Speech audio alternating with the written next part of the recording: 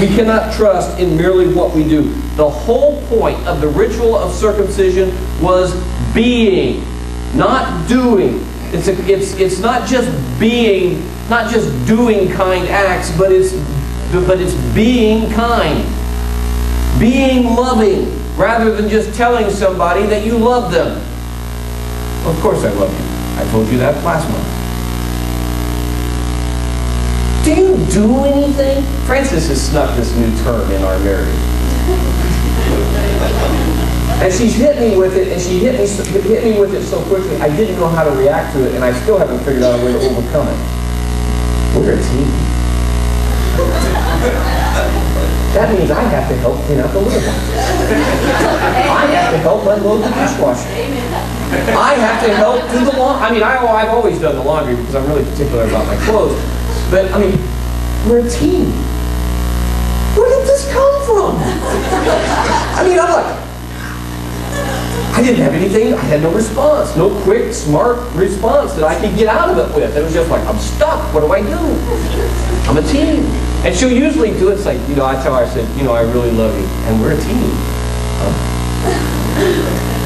Look, you can't just say you love somebody. You can't just do an act of kindness. You have to be kind. You have to be loving. We just don't go out and look, if we're depending, church, on our trip to Florida to make us evangelistic, you're wrong. We need to be evangelistic all the time. We are constantly looking at people. We look at the person on our right, we look at the person on our left, and we realize both of these people are going to spend eternity somewhere. You know why sometimes we don't want to tell somebody about church or about Christ? Because you know you're not doing what's right. I mean, if you just bless somebody out on the road and then you pull into a gas station and you look beside you and the person you just blessed out goes right in next to you, you're not going to go out and hand them a tract and say, don't you want to come to church with me? Like, oh yeah, what do they teach you there, pal? God's statement to Joshua in verse 9 demonstrates the truth of this. Their obedience led God to say that He had rolled away the disgrace of Egypt from the people. Israel was God's people. They had been sent to Egypt for protection, not assimilation.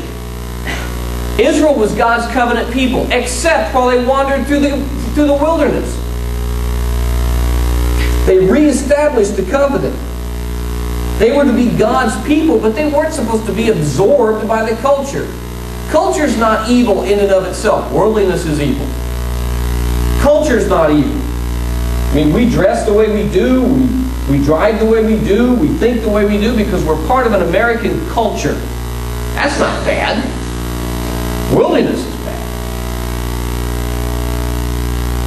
By obeying the command of God in verse 2, these people once again align themselves with God's covenantal expectations, and they learn obedience by trusting God. Secondly, in verses 10 through 12, learning the faithfulness of God through life. One of the biggest principles in sports is to practice as you play. Football players do have elements of classroom instruction. I mean, they go in there and they show them the plays. They probably in all the sports, they give you something written down on a book so you can memorize the plays. But they just don't rely on that. They take you out on the field and you practice the same way you're going to play. They want you to know what you're doing. What a concept. The Passover recorded here in verse 10 is only the third time Israel had practiced and done the Passover in 40 plus years. The first time was on the night of the Exodus. The second time was at Sinai. Third time's now. They had never done the Passover during the whole 40 years. Passover was a high holy day for Israel.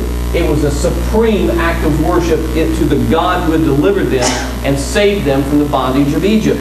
Now look at the order of things here. First, the people had to sanctify themselves before God could use them. They obeyed the command to be circumcised, and in the process, they re-established the covenant with God. They had to obey. In the obedience is sanctification.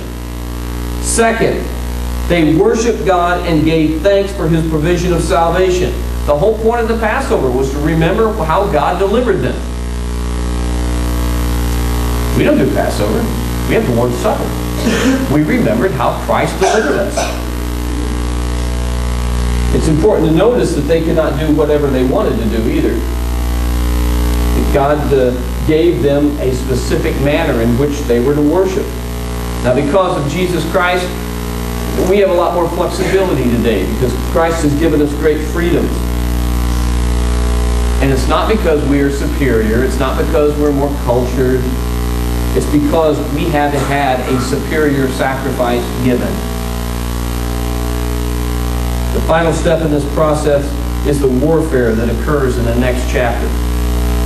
There's sanctification, there's worship, there's warfare.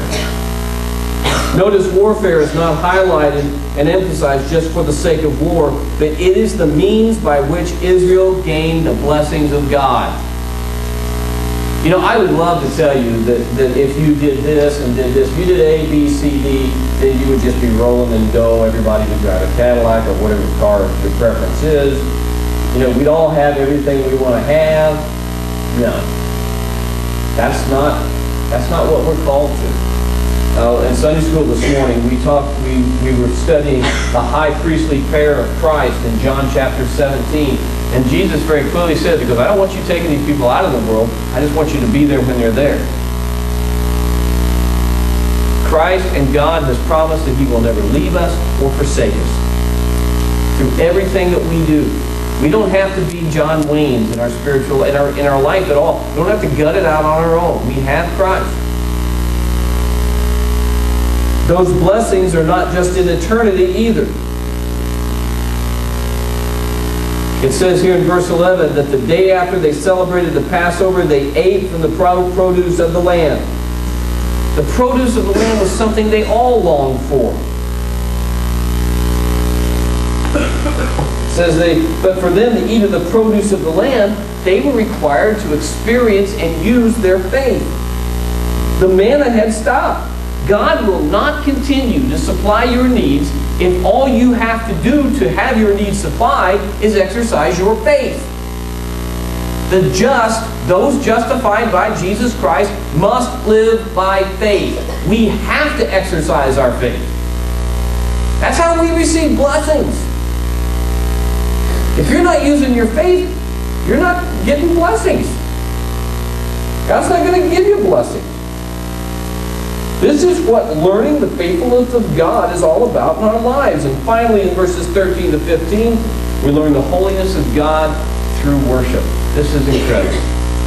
I believe, the more I study Scripture, that the problems that we have in our churches is based on the fact that we do not worship God. We worship cars. We worship bank accounts. We worship the stock market. We worship a political party. We worship children. We worship, whatever. We're worshiping anything and everything but God. It is a worship problem. Many people find themselves disappointed with the church regularly. They feel it wasn't uplifting, or the sermon was boring, or the worship was dull. Newsflash, campers. The reason we often don't get anything out of the service has not one thing to do with the service. It's because we live dull, boring, and depressing lives. I don't know. Look, it's because of us. You want more out of church? Get more out of your life. Get more out of Jesus Christ.